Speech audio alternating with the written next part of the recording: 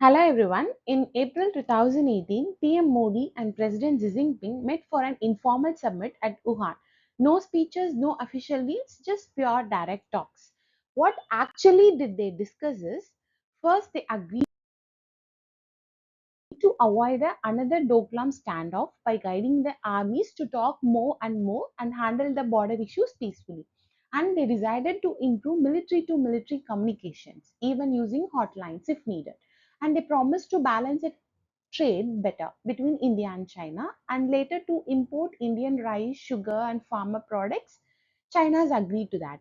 On global issues, they talked about working together against terrorism and even hinted at joint development projects in places like Afghanistan. Plus, they launched a more plan for people to people exchanges like youth programs, tourism, and all.